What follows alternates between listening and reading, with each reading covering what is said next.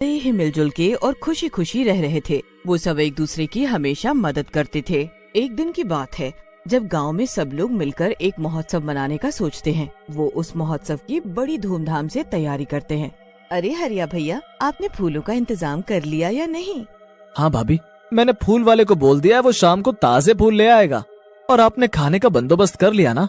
हाँ, मैंने आसपास की सब औरतों से बात कर ली है, तो हम कल सुबह सुबह ही खाना बनाना शुरू कर देंगे।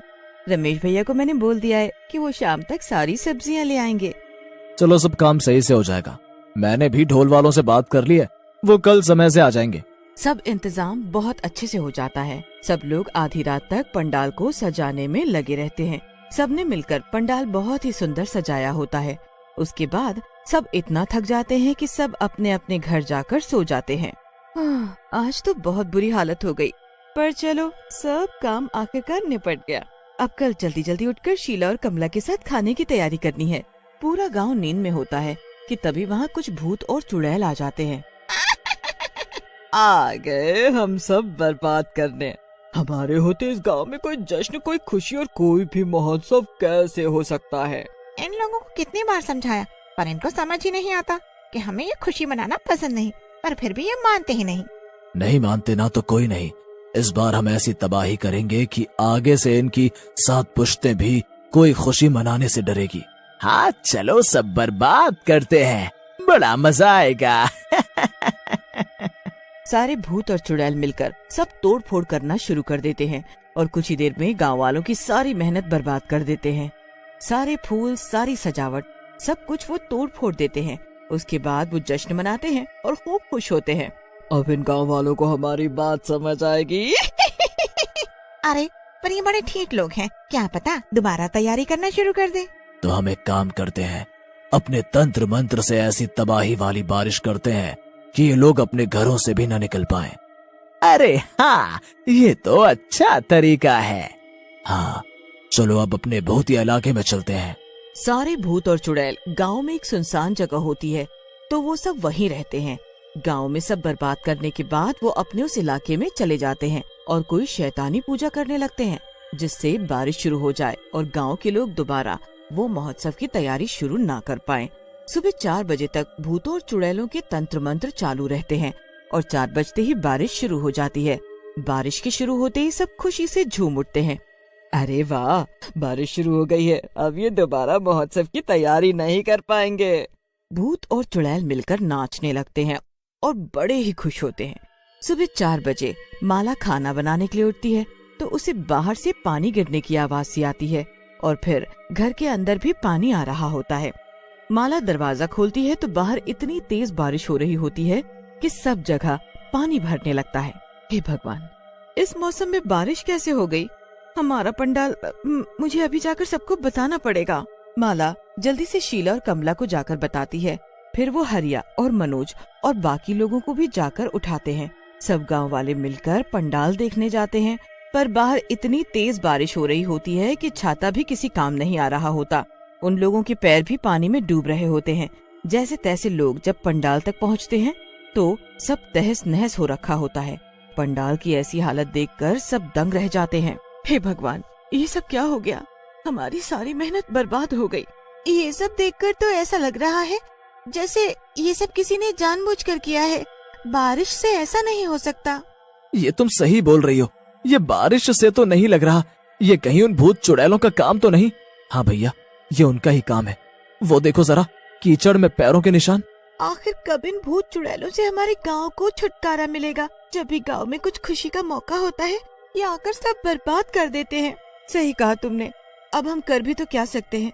हमारे बस में इनको खत्म करना नहीं है। इनका अंत एक दिन भगवान खुद करेंगे। देखना, जब धरती पर अत्याचार बढ़ जाता है तब भगवान खुद न्याय करते हैं। सब लोग उन भूतों और चुड़ैलों को कोस ही रहे होते हैं कि तभी सभी भूत चुड़ैल वहाँ प्रकट हो जाते हैं और जोर जोर से हंसने लगते हैं।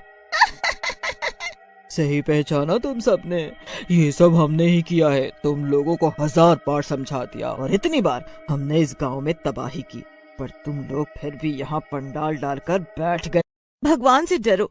जब भगवान का आशीर्वाद हमारे ऊपर है तो हमारा तुम भूत चुड़ैल कुछ भी नहीं कर पाओगे। चलो सब घर चलते हैं और भगवान से इन लोगों के अंत की प्रार्थना करते हैं। हाँ हाँ, जाओ जाओ, कुछ नहीं कर पाएगा हमारा कोई, न तुम और न भगवान। सब लोग अपने अपने घर चले जाते हैं। वहाँ घरों में भी पानी आने लगता है। जिन लोगों की रसोई और चूल्हा नीचे होता है वो सब पानी में डूब जाता है, पर कोई फायदा नहीं होता। बार बार पानी फिर से अंदर आ जाता है। लोगों के बर्तन और बाकी सामान अब पानी में तैरना शुरू हो जाते हैं। हे भगवान, ये क्या हो रहा है? अब तो छत से भी पानी टपकना शुरू हो गया है। शीला का घर बड़ा ही कच्चा होता है। सब जगह से पानी टपकने लगता है। शीला जगह जगह पतीला रख देती है, पर जरा सी देर में पतीला भी भरने लगते हैं। कहाँ खाना बनाओ, क्या करूं? सब भीग गया। ये कैसी बारिश है जो बंद होने का नाम ही नहीं ले रही। पूरा गांव बारिश की वजह से परेशान हो जाता है। सब लोग बस भगवान से बारिश बंद होने की प्रार्थना करते रहते हैं। 2 दिन तक यही चलता रहता है।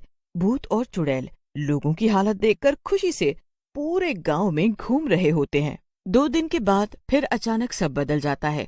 लोगों के घरों से पानी अपने आप निकलने शुरू हो जाते हैं और वो एक ही जगह बहने लगता है। अरे ये क्या? ये पानी अपने आप कैसे निकल रहा है और ये किस तरफ जा रहा है? शीला बाहर आकर देखती है। बाकी लोगों के साथ भी यही हो रहा होता है। उनके घरों का पानी भी अपने आप निकलकर एक ही दिशा में बहने लगता है। अरे ये क्या चमत्कार हो रहा है? ये पानी कहाँ जा रहा है? अरे वो देखो, उस तरफ तो भूतों और चुड़ैलों का इलाका है, जिस तरफ गांव का सारा पानी जा रहा है। अरे हाँ, सही कहा तुमने। और ध्यान से देखो, उधर बारिश अभी भी हो रही है, पर हमारे गांव में रुक गई है। सब गांव वाले मिलकर भूतों और चुड़ैलों के इलाके में जाते हैं तो वहाँ बाढ़ आ चुकी होती है, क्योंकि पूरे गांव का पानी वहाँ इकट्ठा हो चुका होता है। सारे भूत और चुड़ैल पानी में डूब रहे होते हैं और बुरी तरह चिल्ला रहे होते हैं। अरे अरे, बचाओ बचाओ, ये क्या हो गया? यहाँ बारिश कैसे शुरू हो गई? और ये पूरे गांव का पानी यहाँ कैसे आ सकता है? पता नहीं, हमने तो तंत्र मंत्र में कोई गलती नहीं की थी, तो फिर ये कैसे हो गया? आखिर हमसे गलती कहाँ हो गई? गलती तुमसे बहुत बड़ी हुई है, और वो ये कि तुमने हमारा पंडाल तोड़ा, हमें बर्बाद करने के लिए तंत्र मंत्र से भयानक बारिश शुरू की और सालों से हमारी खुशियां मनाने का मौका हमसे छीन लिया। अब तुम्हारा अंत आ चुका है। तुमने बोला था ना, भगवान और हम तुम्हारा कुछ नहीं बिगाड़ सकते। ये देखो, ये सब भगवान की ही शक्ति है जो तुम्हारे साथ हो रहा है। ए औरत, तू बहुत बोल रही है, तुझे मैं अभी आकर बताती हूँ। चुड़ैल तैरती हुई शीला के पास आने की कोशिश करती है कि तभी एक तेज पानी का बहाव उसकी तरफ आता है कि वो चुड़ैल पानी के साथ दूर बहकर एक पेड़ से टकरा जाती है और अपना सर पकड़ लेती है। ये क्या हो रहा है मेरे साथ? मेरी शक्तियाँ काम क्यों नहीं कर रही? चुड़ैल दूसरी चुड़ैल को इशारा करती है कि वो जाकर शीला को सबक सिखाए। अब दूसरी चुड़ैल आगे तैरती हुई शीला के पास जाती है तो तभी एक पेड़ चुड़ैल के सामने आ गिरता है। चुड़ैल एकदम पीछे हो जाती है। ये सही नहीं हो रहा है, कुछ तो गड़बड़ है। गड़बड़ तो तुमने की थी, अब तो सब सही हो रहा है। अब तुम्हारा अंत आ चुका है, अब तुम नहीं बच पाओगे। सभी भूत चुड़ैल गुस्से में आ जाते हैं। वो पानी से निकलने की बड़ी कोशिश करती हैं, पर उनकी सारी शक्ति खत्म हो चुकी होती है। वो पानी में डूबने लगते हैं। गांव के लोग उनकी हालत पर खूब हंसते हैं और वहाँ से निकल जाते हैं। उसके बाद गांव में खिलती हुई धूप निकल आती है। सब पहले की तरह एकदम सही हो जाता है। इस बार हम इन भूतों और चुड़ैलों के अंत की खुशी मनाएंगे। हाँ, सही कहा बहन तुमने। और इस बार हम पहले से भी ज्यादा तैयारी करेंगे और पहले से भी ज्यादा धूमधाम से जश्न की तैयारी करेंगे। बस फिर से गांव वाले पंडाल तैयार करके खड़ा कर देते हैं। पंडाल इतना सुंदर और विशाल होता है कि भूतों और चुड़ैलों के इलाके से उनको भी दिख रहा होता है। वो ये सब देखकर बहुत तिलमिलाते हैं, पर कुछ कर नहीं पाते। पूरा गांव इकट्ठा होता है और ढोल ताशे बजते हैं और जश्न की आवाज चुड़ैलों और भूतों के कानों तक साफ साफ पहुंच रही होती है। उन आवाजों को सुनकर वो बेचैन आत्मा की तरह तड़पते रह जाते हैं, पर उनके बस में अब कुछ भी कर पाना नामुमकिन होता है।